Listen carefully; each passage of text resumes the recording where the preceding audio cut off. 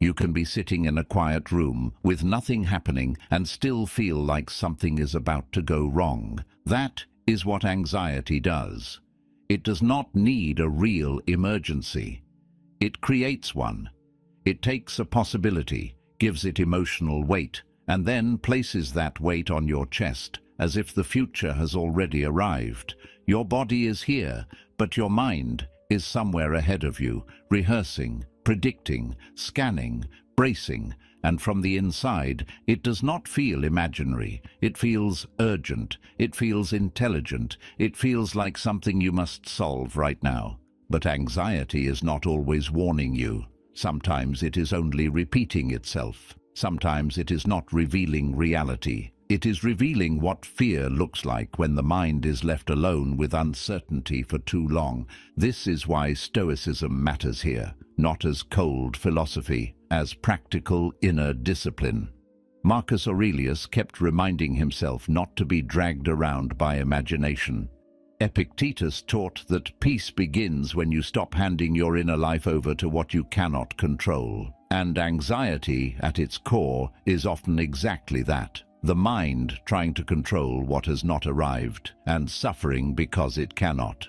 So in this episode, we are going to walk through 13 Stoic steps to calm anxiety and regain control. Not all at once, not perfectly, just one return at a time. And if you learn that return, you change more than a mood. You begin to change your whole relationship with fear. Let's begin. Step 1. Name the anxiety before it takes over. This may sound small, but this is often the moment things begin to change, because anxiety becomes much stronger when it stays vague. When you do not name it, it starts to spread. It moves through your thoughts, your body, your mood, your decisions, until everything feels heavier than it really is. You are no longer just feeling uneasy. Now it feels like your whole life is under pressure. And that is usually how anxiety works. It does not always arrive like a clear warning. Sometimes it arrives like a fog, a tight chest, a restless mind, a strange urgency you cannot explain. You feel something is wrong, but you do not stop long enough to ask what it actually is. That is why the first step is not to fight it. It is to name it. Just pause and say very simply, this is anxiety. Or maybe, this is fear. This is overwhelm. This is my mind rushing into the future again. The words do not need to be perfect. What matters is that you stop the blur and bring clarity to what is happening inside you. The moment you do that, a little space opens up between you and the feeling. And that space matters. Because when there is space, there is choice. And when there is choice, you are no longer completely trapped inside the emotion. Marcus Aurelius often reminded himself to describe things plainly, without drama, without adding more story than the moment deserved. That is a deeply useful habit when anxiety starts rising, because anxiety always wants to become bigger than it is. It wants to sound like certainty. It wants to convince you that your fear is a fact, that your panic is wisdom, that your spiraling is helping you stay prepared. But the moment you say, no, this is anxiety, you interrupt that illusion. You stop treating the feeling like a prophecy and start seeing it for what it is, a passing inner state asking for your attention. And that gentle naming changes more than you think, because when anxiety stays unnamed, you begin obeying it without noticing. You check your phone again. You lose focus. You imagine conversations that have not happened. You start trying to control things that are not even in front of you yet. Your whole system becomes reactive. But once you name what is happening, you begin to return to yourself. You stop moving as if there is an emergency everywhere. You begin to see that the danger is not always in the moment. Very often, it is in the interpretation. And there is another important part here. You do not have to name it harshly. You do not have to speak to yourself like a drill sergeant. You can do it like a good friend would, calmly, honestly, without shame. I'm feeling anxious right now. My mind is running ahead. I need a second. That tone matters, because a lot of suffering becomes worse when you attack yourself for having it. Then you are not only anxious, now you are frustrated, embarrassed, and disappointed in yourself too. That only makes the inner noise louder. Epictetus taught that before reacting, you must first see clearly. That is what this step really is. Clear seeing, not suppression, not pretending, not fixing everything in one moment, just seeing. So the next time the wave begins, do not say, "Something is wrong with me." Do not say, "I am losing control." Say what is true. This is anxiety. This is fear trying to take over my attention. This is not all of me. This is just what I am feeling right now. And sometimes that quiet sentence is the first real step back into control. Step 2. Stop the spiral at the first "what if?" This is where anxiety usually begins to build real momentum, not with a disaster, not with a fact, not even with something that is happening in front of you. It often begins with one small thought, one quiet question. What if this goes wrong? And on its own, that thought may seem harmless, reasonable even, but anxiety rarely stops at one. It takes that first question and turns it into 10 more.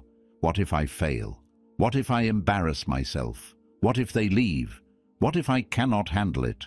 What if this feeling never goes away? And before you know it, your mind is no longer thinking. It is multiplying fear. That is why this step matters so much. You do not wait until the spiral becomes overwhelming. You interrupt it early, at the first "what if?" Because once anxiety gets permission to keep building, it becomes harder to separate one thought from the next. They start arriving faster than your ability to examine them. They stack on top of each other until the future feels heavy, dangerous, and impossible to face. But if you catch the spiral at the beginning, while it is still small, you protect your mind before it gets carried away. And that is really the key here. Anxiety grows through momentum. It becomes powerful through repetition. A fearful thought, repeated again and again, starts to feel like evidence, even when nothing has happened. Your body reacts as if the imagined future is already real. Your breathing shifts, your chest tightens, your attention narrows. And now you are not just thinking about danger, you are already physically responding to it. So, when that first "what if" appears, the Stoic response is not to follow it deeper. It is to pause and question the thought before the thought begins questioning you. You can say something simple, "Maybe, but not now," or "That has not happened," or even "I am not going 10 steps ahead." The point is not to argue with every anxious thought for the next hour. The point is to refuse the invitation early, to stop the chain before it becomes a storm. Seneca wrote that we suffer more in imagination than in reality. That line becomes very practical here, because the spiral is imagination trying to present itself as preparation. It tells you that if you keep thinking long enough, worrying hard enough, scanning far enough ahead, you will somehow make yourself safer. But that is the lie. Anxiety does not prepare you when it spirals. It drains you. It weakens your judgment. It pulls your mind away from what could actually help in the present moment. And you have probably felt this before. One small worry turns into a whole inner movie. You start imagining conversations, outcomes, failures, reactions. Your mind keeps moving, but nothing gets solved. You are just becoming more tense, more tired, more distant from what is actually in front of you. That is why there is quiet power in cutting the spiral early. Not because you are ignoring life, but because you are refusing to hand your peace over to a chain of imagined outcomes. You are saying, very gently, "I see where this is going, and I am not going with it." This takes practice, of course. At first, you may catch the spiral late, maybe after 5 thoughts instead of 1. That is still progress. Then later, you catch it sooner, then sooner again. Little by little, your mind learns that not every fearful question deserves your attention, not every thought deserves a seat at the table, not every what-if deserves a full emotional response. And when you stop feeding those chains, something begins to shift. The mind becomes less dramatic, less impulsive, less eager to race into imagined futures. You begin to feel that you can stay here in this moment without answering every fear that knocks on the door. So the next time the first what-if appears, do not follow it like it holds the truth. Stop there. Breathe once. Come back. Remind yourself that one thought does not need to become a whole world, because anxiety becomes loud when every fearful thought is allowed to speak. Peace begins when you decide that not all of them will be heard. Step 3. Return to your body before your mind carries you away. This step matters because anxiety has a way of pulling you out of the place where your life is actually happening. Your mind runs ahead. It starts living in tomorrow, in worst-case scenarios, in imagined conversations, in problems that have not arrived. Meanwhile, your body is still here, still breathing, still sitting in the chair, still standing in the room, still touching the ground. That contrast is important because one of the fastest ways to soften anxiety is to stop following the mind for a moment and come back to the body. Not forever, just long enough to return. When anxiety rises, the body usually tells the truth before the mind does. Your chest tightens, your breathing becomes shallow, your shoulders lift, your jaw hardens, your stomach feels strange, your hands become restless. And if you do not notice that early, the mind takes those physical sensations and builds a story around them. Now you are not just tense. Now you think something is deeply wrong. Now the body and the imagination start feeding each other. So this step is simple but powerful. Before your mind carries you further away, return to your body. Feel your feet on the floor. Relax your jaw. Unclench your hands. Take one slow breath without forcing it, then another. Let your shoulders drop a little. Notice the chair under you, the air on your skin, the weight of your body in this moment. You are not doing something dramatic here. You are reminding your system that you are here, not in the future your mind is trying to rehearse. And that is what makes this so helpful. Anxiety lives on speed. The body brings you back through slowness. Marcus Aurelius kept returning to what was directly in front of him, instead of letting the imagination drag him into unnecessary suffering. In a very practical way, that is what you are doing here too. You are stepping out of the mental storm and into something real. Not because the body solves every problem, but because it gives you a stable place to stand while the mind is becoming unstable. A lot of people try to think their way out of anxiety while their body is still signaling danger. That usually does not work very well. The mind keeps arguing. The fear keeps answering back. But when you begin with the body, you calm the system from the ground up. You send a different message inward. Not through words first, but through presence, through breath, through physical awareness, through stillness.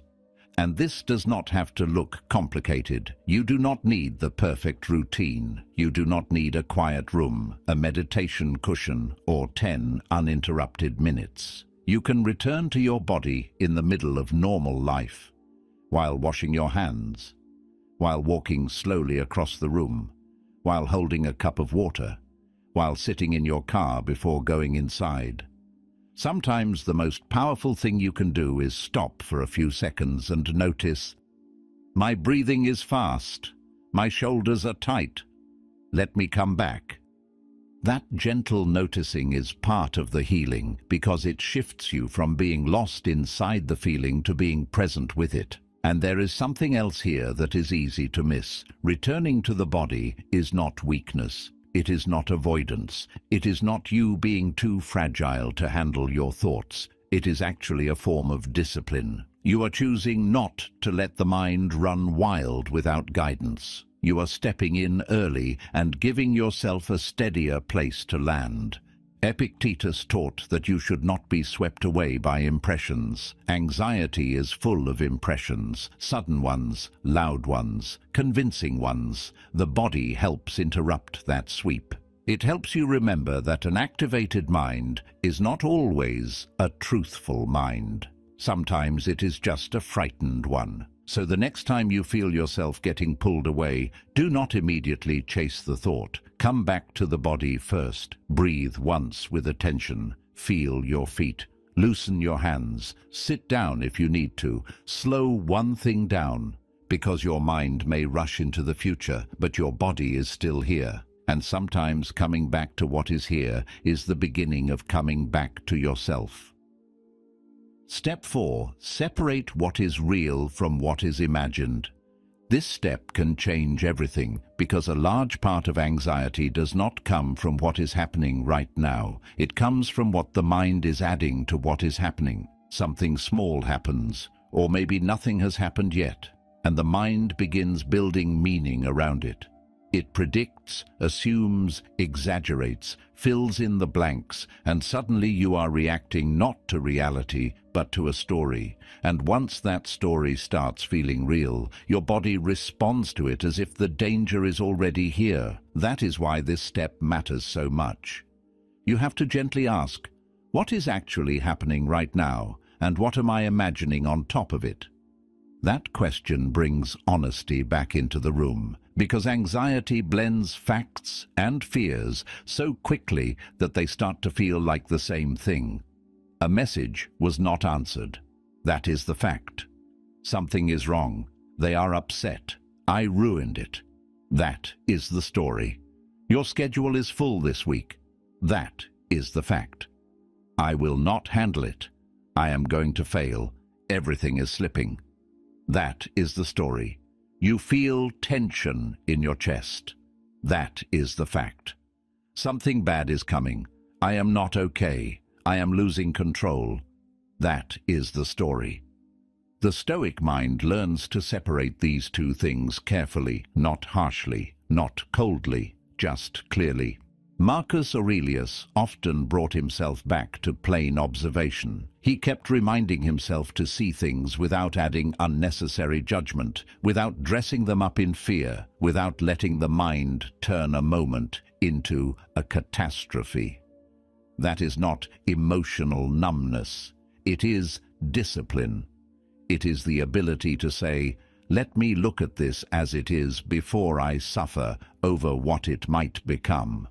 And honestly, this is where a lot of unnecessary pain begins to loosen, because once you separate reality from imagination, you often discover that the present moment is far less overwhelming than the version your mind created. The real moment may still be uncomfortable, yes. There may still be uncertainty, disappointment, pressure, or fear, but discomfort is lighter than disaster.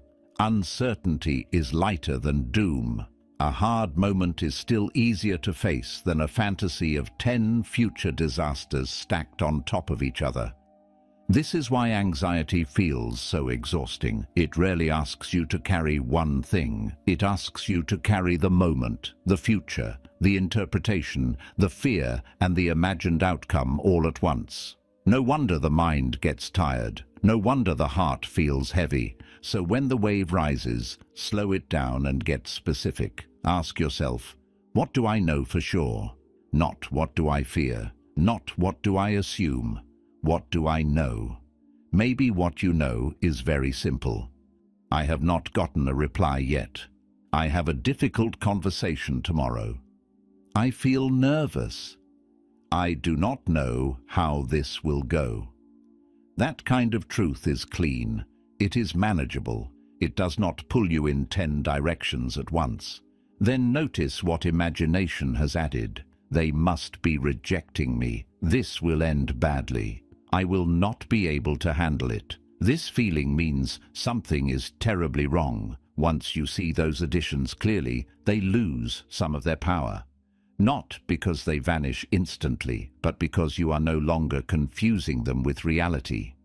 Epictetus taught that people are disturbed not by things themselves, but by the judgments they make about them. That idea becomes very practical here. The mind makes a judgment, then reacts to the judgment as if it were a fact. And anxiety grows inside that confusion. So your work is not to control the whole future in one moment. Your work is to return to what is true now. And sometimes what is true now is surprisingly small. You are sitting in a room, you are breathing, you have one task in front of you. You do not know the outcome yet. Nothing terrible is happening in this exact second. That may sound simple, but that kind of simplicity is medicine for an anxious mind. Because the mind wants to drag you into everything at once. Reality usually asks you to face only what is here. So the next time anxiety starts building a story, be gentle but firm. Separate the fact from the fear. Separate the moment from the imagination. Come back to what is actually true, because peace does not always begin when life becomes certain. Sometimes it begins when you stop treating imagined pain as present reality. Step 5. Give your mind a better direction. This is an important step because the mind does not stay empty for long. If you do not guide it, it will guide itself. And when anxiety is active, it usually guides itself toward fear. It starts searching for danger, replaying mistakes, predicting loss, scanning for what might go wrong next. It keeps asking the same kinds of questions, and because the questions are fearful, the answers it finds are fearful too. That is why anxiety can feel so convincing. The mind becomes both the one asking and the one answering, and both sides are working against your peace. So at some point you have to gently interrupt that pattern and give the mind a better direction. Not by forcing yourself to be unrealistically positive, not by pretending everything is perfect, just by choosing a more useful question, a steadier question, a question that brings you back into clarity instead of deeper into panic.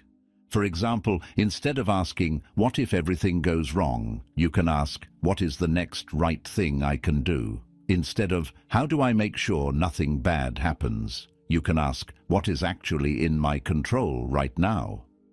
Instead of, "Why do I always feel like this?" you can ask, "What does my mind need from me in this moment?" That shift may seem small, but it changes the entire emotional direction of the mind. Because your thoughts often follow the questions you keep feeding them. Marcus Aurelius understood this well. Again and again, he turned his attention back toward what was useful, what was true, what belonged to his responsibility. He did not allow his mind to wander wherever fear wanted to take it.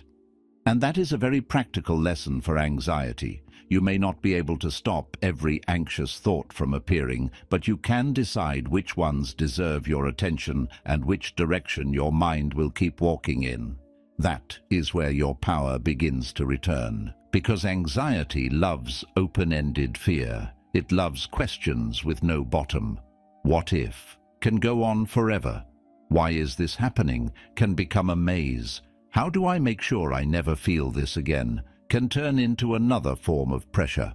But when you give your mind a grounded direction, you stop wandering inside the fear and start moving toward steadiness. Sometimes that direction is practical. Let me write down what needs to be done. Sometimes it is physical. Let me take a short walk and breathe. Sometimes it is very simple. Let me finish this one task. The point is not to solve your whole life in one moment.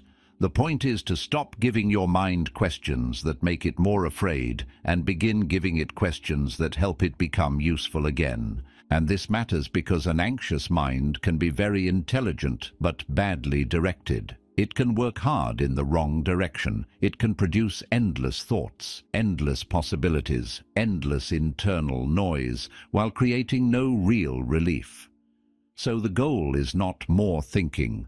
The goal is better thinking. More honest, more grounded, more connected to the present. Epictetus taught that your attention should remain with what is yours to govern. That idea fits perfectly here. When the mind starts running toward things it cannot control, it becomes agitated. But when you guide it back toward your part, your choice, your response, your next action, the inner chaos begins to settle. Not all at once, maybe, but enough for you to breathe again. Enough for you to feel that you are standing on something solid. And there is another quiet truth here. The mind is influenced by repetition. If you repeatedly give it fearful questions, fear becomes its habit. If you repeatedly give it grounded questions, steadiness becomes more natural over time. This is why practice matters. Not because you will never feel anxious again, but because little by little, your mind learns a new route back. So when you notice your thoughts searching for more reasons to panic, pause for a second and redirect them. Ask something kinder, something clearer, something useful. What is true right now? What can I do next? What deserves my attention and what does not? Because the mind will search wherever you point it, and the more gently you point it back toward truth, action, and the present moment, the less power anxiety has to lead you somewhere you never needed to go. Step 6. Stop fighting the feeling and start redirecting it. This step is where a lot of quiet progress begins, because one of the reasons anxiety becomes so exhausting is that you are often dealing with two struggles at the same time. First, there is the anxious feeling itself. Then there is your resistance to the feeling. You do not just feel fear, you tense against it. You get frustrated that it is happening again. You try to shut it down immediately. You demand that it leave. And strangely, that inner fight often makes the whole experience last longer, because anxiety does not always calm down when it is attacked.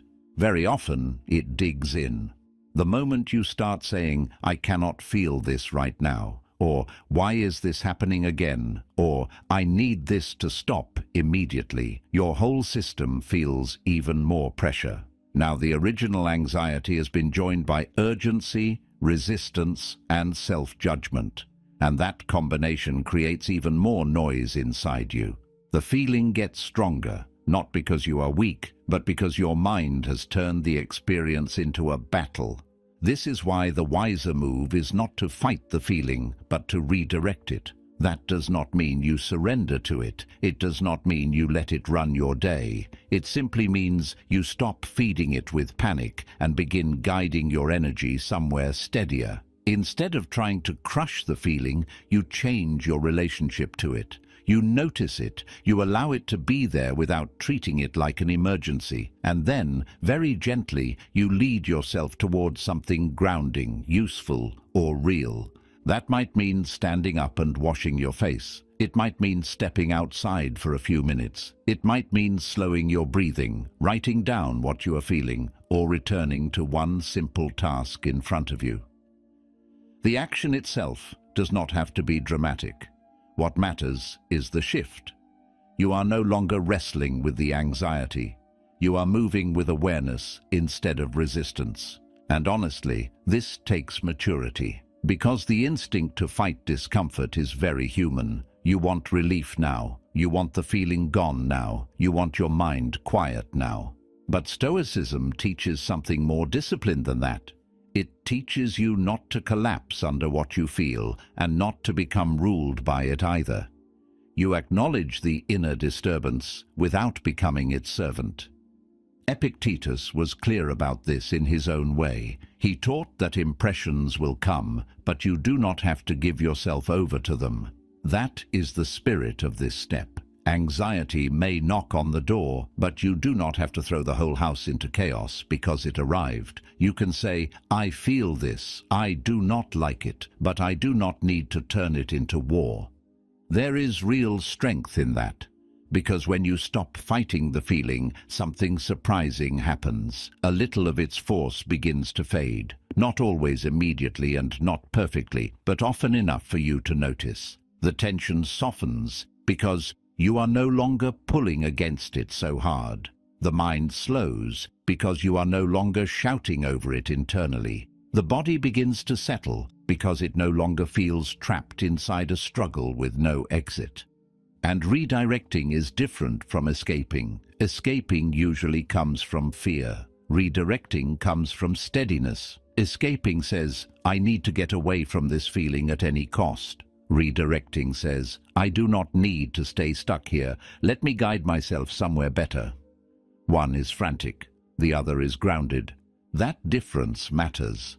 So when anxiety rises again, try not to meet it with force. Meet it with calm direction. Notice it without panic. Let the feeling be present without obeying it. Then move your attention gently toward the next stabilizing thing.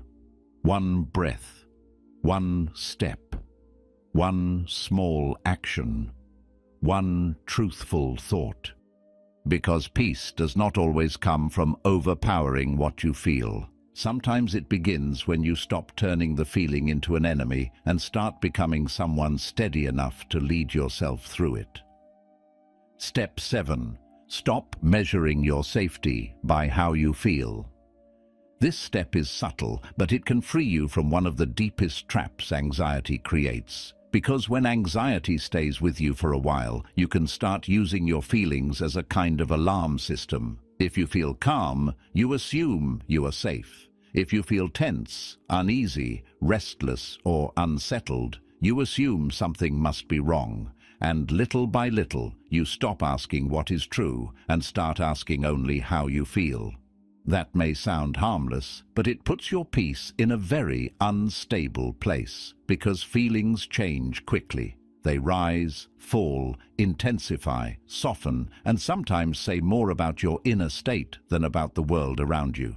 That is why this step matters so much. You have to stop measuring your safety by how you feel in a passing moment. Because feeling anxious does not always mean you are in danger. Feeling unsettled does not mean something bad is happening. Feeling pressure in your chest does not automatically mean life is collapsing. Sometimes it means you're tired. Sometimes it means your nervous system is activated. Sometimes it means your mind has been carrying too much for too long. And sometimes it simply means anxiety is moving through you, not speaking the truth about what is around you.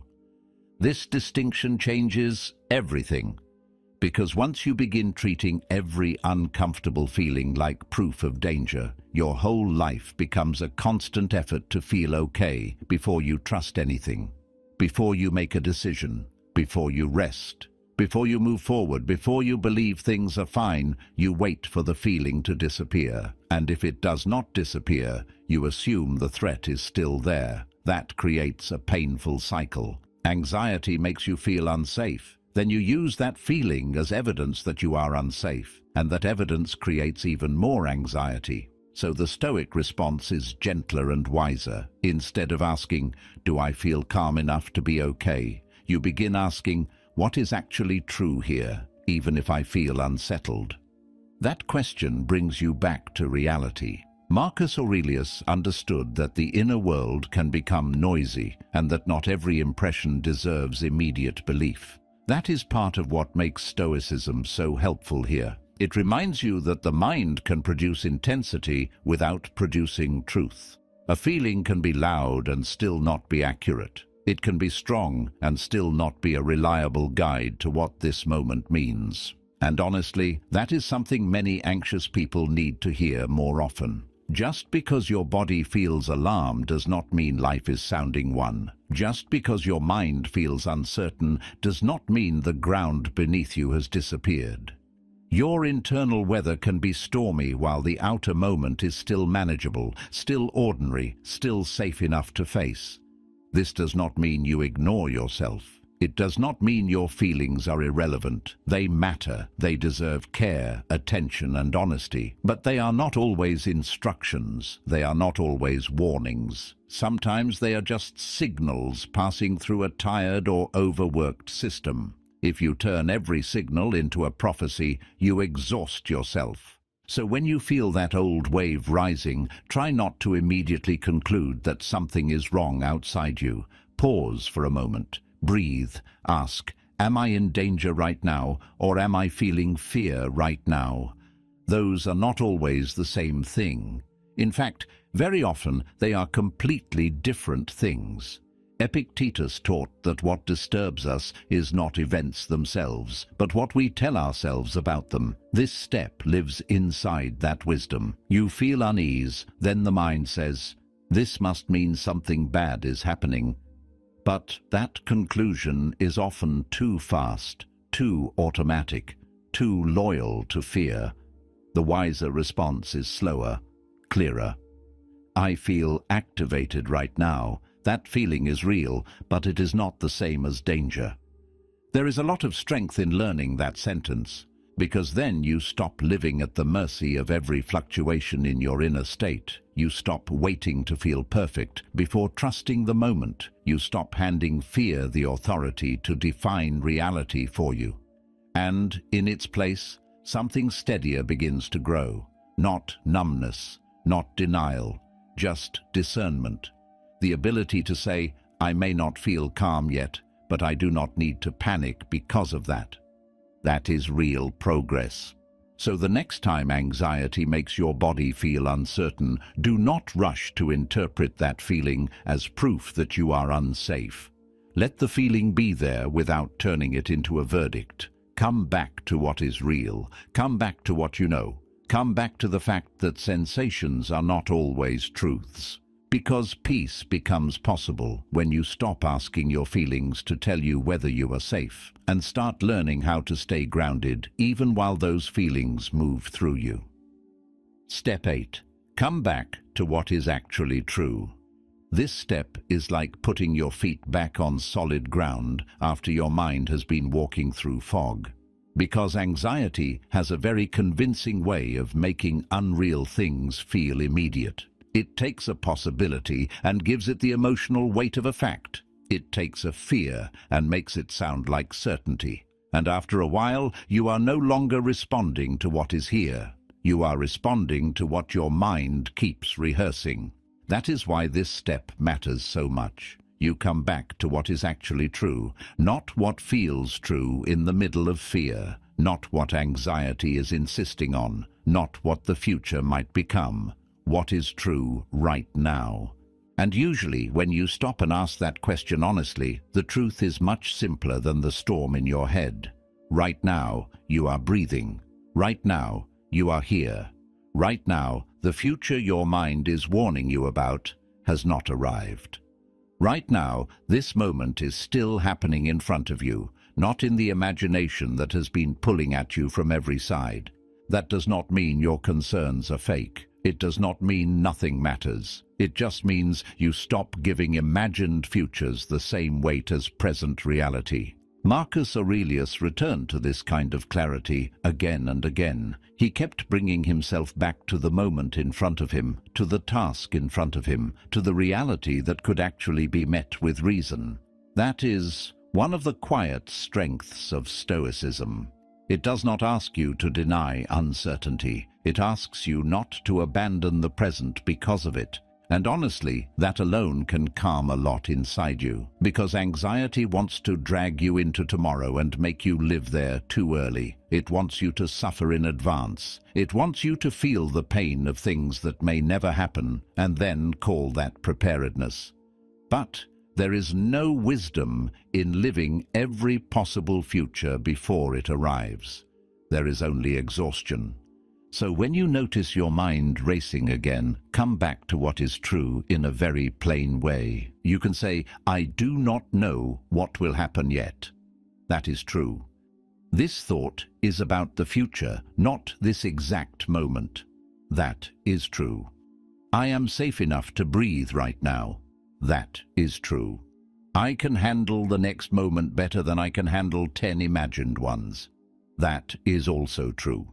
Those are not motivational tricks. They are anchors. They bring you back from emotional fiction into reality. And reality, even when imperfect, is usually more workable than fear. Sometimes the truth is simply that you are tired, not doomed. Sometimes the truth is that you are waiting, not abandoned. Sometimes the truth is that you are uncomfortable, not unsafe. Sometimes the truth is that you do not have an answer yet. And that uncertainty is making your mind noisy.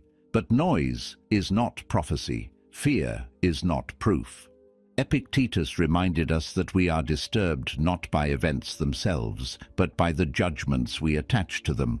This step is a way of loosening those judgments. It is a way of saying, let me stop for a second and return to what I really know. Because once you do that, the mind often loses some of its dramatic momentum. It may still be unsettled, yes, but it is no longer completely lost. And there is something very comforting in that. Not because everything is suddenly solved, but because you are no longer trying to carry the full weight of an imaginary future on your back. You are only meeting what is here. So if anxiety starts speaking loudly again, do not argue with every thought. Just return to the truth. Quietly, firmly, like a friend bringing another friend back to the path. This breath is real. This room is real. This moment is real. The future your mind is fearing is not here yet. And sometimes that simple return to truth is enough to loosen the grip of fear and remind you that your life is still happening now, not in the shadows your mind keeps projecting ahead. Step 9. Stop treating every return of anxiety like failure. This step is deeply important because one of the things that makes anxiety heavier is not only the feeling itself, but the meaning you attach to its return. You have a hard day, the old tension comes back, your thoughts start racing again, and almost immediately another voice appears inside you. I thought I was doing better. Why is this happening again? I should be past this by now. And just like that, the return of anxiety becomes more than a moment of struggle. It becomes a verdict about you. That is where a lot of unnecessary pain begins. Because when you treat every return of anxiety like failure, you stop meeting the moment with patience and start meeting it with disappointment. You are no longer just carrying the anxious feeling. Now you are carrying shame, frustration, self-doubt, and the fear that nothing is really changing. And that second layer often hurts more than the first one. But the truth is much gentler than that. The return of anxiety does not mean you are broken. It does not mean your progress was fake. It does not mean you are back at the beginning. It only means you are human. And the mind sometimes returns to old patterns before it fully learns a new way. That is normal. More than normal, actually. That is how most inner change works. Marcus Aurelius did not write to himself because he had already mastered peace once and for all. He wrote because he needed to remember again and again how to return to reason, perspective, and self-command. That repetition was not a sign of failure, it was the practice itself. And this is something worth holding on to when anxiety comes back. Needing to return does not mean you are weak. Returning is the work.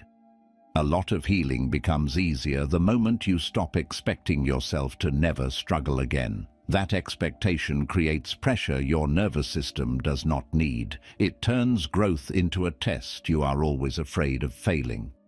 But real growth is usually quieter than that. It looks less like permanent victory and more like a faster recovery, a softer response, a steadier return. The anxiety may still visit, but it does not own the house the way it once did. That is progress. And sometimes the mind forgets that because it wants dramatic proof. It wants a day where anxiety never appears again, so it can finally say, "Now I am healed." But life rarely moves that way. Peace is not always the absence of disturbance. Sometimes it is the way you meet disturbance when it comes, more calmly, more knowingly, with less fear and less self-betrayal. So if the feeling returns, try not to turn against yourself. Do not say, "I am back at zero." You are not. You are standing in a familiar moment with more awareness than before. You are noticing sooner. You are naming it faster.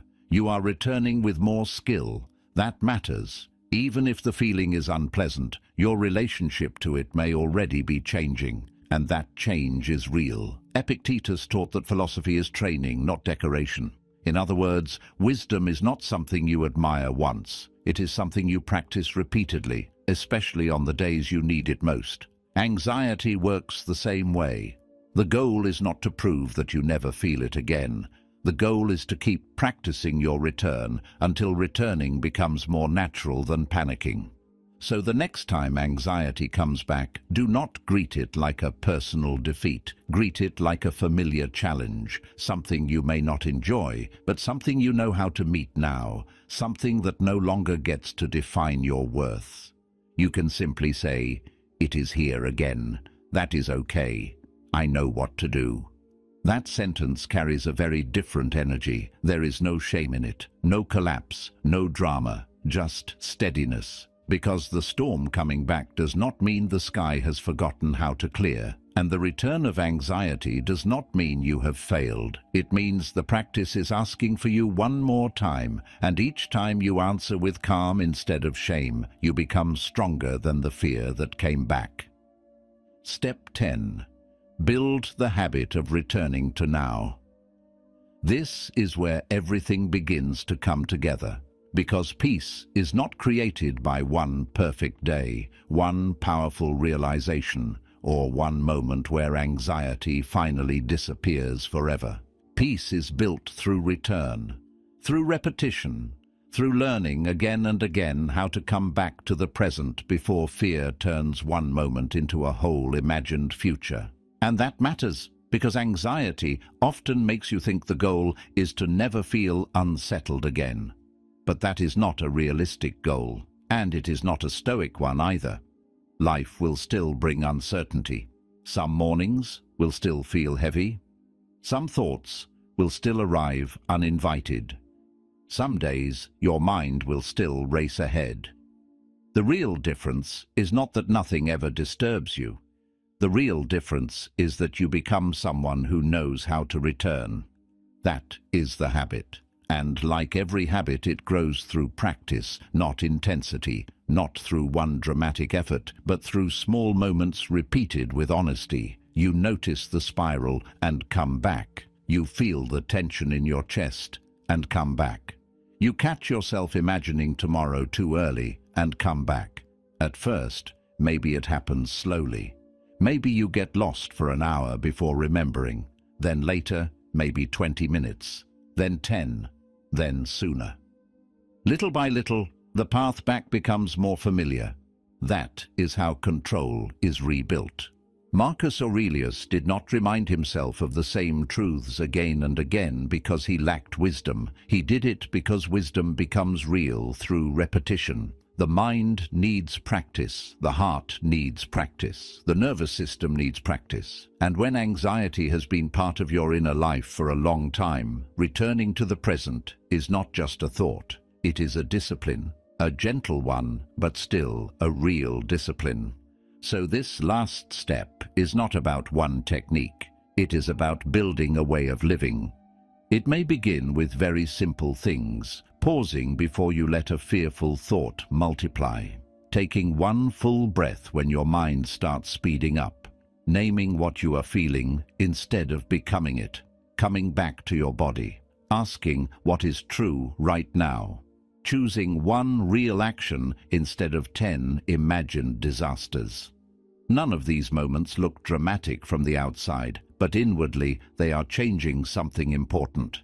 They are teaching your mind that the present is still available, that fear is not the only direction, that returning is possible. And the more you practice that, the less helpless you feel, because a lot of the pain of anxiety comes from the feeling that once it starts, you are gone, lost inside it, pulled too far away. But when you build the habit of returning, that helplessness begins to weaken. You start knowing even in difficult moments that there is a way back. Maybe not instantly, maybe not perfectly, but there is a way back. Epictetus taught that progress is not shown by what you say, but by how you respond when life presses on you. I think that fits beautifully here. The real sign of growth is not that you can explain anxiety well. It is that when it rises, you do not disappear with it the way you used to. You return more quickly, more calmly, with more trust in yourself. That is not small. That is real strength. So do not measure your progress only by whether anxiety still appears. Measure it by how you meet it now. Measure it by how often you remember to come back. Measure it by the moments when fear says, "Come with me," and you quietly answer, "No, I am staying here." That is the habit you are building. Not perfection, not permanent calm, something more human, and in many ways more powerful than that. The habit of returning to now, returning to breath, returning to truth, returning to the part of yourself that is still capable of steadiness even when the mind becomes noisy. Because peace is not never feeling anxiety again. Peace is knowing that each time it rises, you do not have to lose yourself inside it. You can come back, and each time you do, you teach your mind a new way to live. Step 11. Trust the slowing instead of panicking. Again, this step is quiet, but it matters more than it seems. Because sometimes anxiety does begin to soften. The thoughts do begin to slow down. The pressure in your chest eases a little. Your breathing becomes steadier. And for a brief moment, it feels like you are coming back to yourself. But then something strange happens. Instead of relaxing into that shift, you become suspicious of it. You start thinking, what if it comes back in a minute? What if this calm is fake? What if I let my guard down too soon? And just like that, you create a second wave. This is one of the exhausting things about anxiety. It can make you afraid not only of discomfort, but even of relief. It teaches the mind to distrust peace, as if calm were a trick, as if softness were danger, as if slowing down meant you were missing something important. So even when your system starts doing what it needs to do, settling, part of you wants to interrupt it and start scanning again. That is why this step is so important. When the mind begins to slow, trust the slowing. Do not panic because the storm is weakening. Do not rush to test whether the fear is still there. Do not keep poking the wound just to see if it still hurts. Let the quiet be quiet for a moment. Let the body come down without demanding proof that it is safe forever. Let the nervous system complete the movement it is already trying to make. Marcus Aurelius often returned to the idea of not adding unnecessary disturbance to what was already difficult, and that is exactly what happens when you panic at the first sign of relief. The mind says, "Wait, do not relax yet. We might need to be afraid again." But that reaction keeps the whole system alert. It keeps anxiety alive by treating calm like a threat. And I think this is something many people know very well, even if they have never named it. You start feeling a little better, and instead of receiving that with gratitude, you get tense again. You start monitoring yourself too closely. Am I really okay? Why do I still feel a little strange? What if this comes back tonight? That kind of checking may seem harmless, but it often pulls you back into the very state you were starting to leave. So this step asks for a different response, a softer one, a more trusting one. When the thoughts begin to quiet, say to yourself, "Good, let them slow." When your breathing deepens a little, let it deepen. When the tightness begins to loosen, do not rush to judge whether it is gone enough. You do not need to force the recovery. You do not need to measure the calm. You only need to stop interfering with it. That is not passivity. That is wisdom.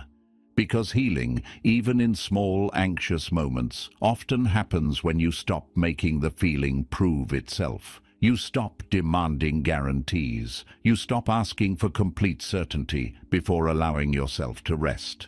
Epictetus taught that peace comes when you stop clinging to what is not yours to control. And in moments like this, one of the things you cannot fully control is how quickly the nervous system settles. You can support it, you can guide it, but you cannot command it like a machine. So if the mind is softening, let it soften imperfectly. If the calm is partial, let it be partial. If the quiet lasts 5 minutes, receive those 5 minutes. Do not ruin the return by demanding permanence. This takes practice because anxiety likes to keep checking the sky for another storm. But little by little, you learn that slowing down is not weakness. It is not false safety. It is not carelessness. It is your system remembering how to come back. And that return deserves trust. So the next time you feel the wave beginning to fade, do not frighten yourself back into it. Do not turn relief into another problem to solve. Stay with the softening. Let it happen. Breathe inside it. Rest in it for a moment without asking it to promise you the future. Because sometimes the mind is not failing when it slows down. Sometimes it is finally doing what you needed all along, returning to peace. Step 12. Stop asking for a life without uncertainty. This is where anxiety often hides its deepest demand. Not just relief, but certainty. Not just calm, but guarantees. It keeps telling you that peace will finally come when you know exactly how things will go, when nothing feels unclear, when the future stops being open. But that moment never fully arrives. Life does not remove uncertainty for you. It asks whether you can remain steady inside it. And this is why anxiety can become such a trap. Because it convinces you that your real problem is uncertainty itself, when often the deeper problem is your refusal to make peace with uncertainty. The mind keeps trying to close every open loop. It wants answers now. It wants reassurance now. It wants control over outcomes that have not taken shape yet. But the harder you push for that kind of certainty, the more fragile your inner world becomes. Because now your peace depends on something life was never going to promise. This is where Stoicism becomes deeply freeing. The Stoic does not wait for the world to become predictable. The Stoic trains the self to remain grounded even when the world is not. Marcus Aurelius did not teach peace through guarantees. He taught steadiness through acceptance of reality. Epictetus did not say, "Make life certain." He said, in essence, learn what is yours to govern and let the rest be what it is. That changes everything. Because once you stop demanding certainty from life, anxiety loses one of its main engines. You no longer need tomorrow to explain itself before you can breathe today. You no longer need every possibility resolved before you can rest. You no longer treat the unknown as proof of danger. You begin to see that uncertainty is not always a threat. Very often, it is simply the normal condition of being alive. And that does not make you passive, it makes you stronger. Because now your stability is no longer built on false promises. It is built on something much more durable, your ability to meet life as it comes. So the real question becomes, can you live without needing the future to reassure you first? Can you act without full certainty? Can you breathe without having every answer? Can you trust yourself enough to face what comes when it comes? That is a higher level of peace. Because freedom is not finally knowing that nothing will go wrong. Freedom is no longer needing that promise in order to remain calm. Step 13. Stop letting anxiety. Decide what you do. This is an important step because anxiety does not only want to affect how you feel, it wants to influence how you live. It wants to decide what you avoid, what you delay, what you cancel, what you keep overthinking, and what parts of life you stop fully entering. Little by little, if you are not careful, anxiety stops being just a feeling and starts becoming a director. It begins choosing your behavior for you. And that is where its grip becomes much stronger. Because the more often anxiety decides what you do, the more your mind starts believing it must be obeyed.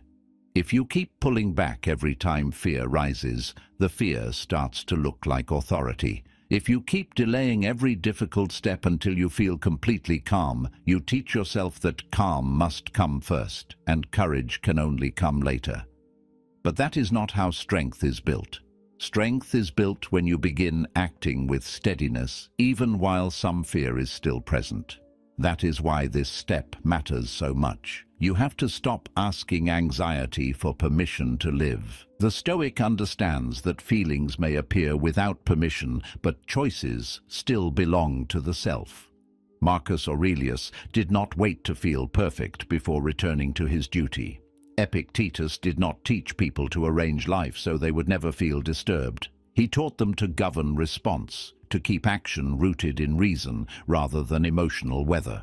That is the deeper discipline here. Not making anxiety disappear on command, but refusing to let it become the force that directs your next move. Because once anxiety begins deciding your behavior, your world becomes smaller. You say no too quickly, you hesitate too long, you avoid conversations, risks, decisions, and necessary actions. Not always because they're wrong, but because fear has started speaking in the voice of wisdom, and the longer that continues, the more life quietly shrinks around your fear. So at some point, a deeper shift has to happen. You begin saying, I may feel anxious, but that feeling does not get to choose for me. That sentence changes the whole relationship. Now, anxiety is no longer the ruler. It is just one presence in the room. Loud, maybe. Uncomfortable, maybe. But not in charge. And this does not mean reckless action. It does not mean ignoring reality. It means you stop treating discomfort as a command to retreat. You start asking a better question. What would the steadier part of me do here? Then you follow that part, even if the anxious part is still making noise. That is how inner authority is rebuilt. Because peace is not only learning how to calm anxiety, it is learning how not to hand your life over to it. So the next time fear rises, do not only ask how to make it go away, ask something stronger. Ask whether this feeling deserves control over your next choice. Ask whether you want anxiety to keep writing your life for you. Then answer with action, however small. That comes from clarity instead of fear. Because real freedom begins the moment anxiety stops being the voice that decides how you live. And maybe that is the deeper truth behind all of this. Anxiety loses power when you stop treating every fearful thought like a command, every uneasy feeling like a warning, and every uncertain future like something you must survive before it arrives. Peace is not built by controlling everything around you. It is built by learning how to remain steady within yourself when life is unclear. That is what the Stoics understood. Not that fear would never appear, but that fear does not have to become authority. There is always a space between what rises in you and what you choose to do next. And in that space, your freedom returns. So do not ask for perfect calm. Do not ask to never feel anxious again. Ask for something stronger. Ask to become someone who knows how to return to truth, to the present, to the part of yourself that can still choose clearly even when the mind is noisy. Because peace is not never feeling anxiety again. Peace is knowing that when it rises, you do not have to obey it, believe it, or let it decide how you live. Come back. Breathe, stand where you are, and meet this moment before you meet the next. That is where calm begins. That is where strength returns. And that is how you slowly take your life back from anxiety.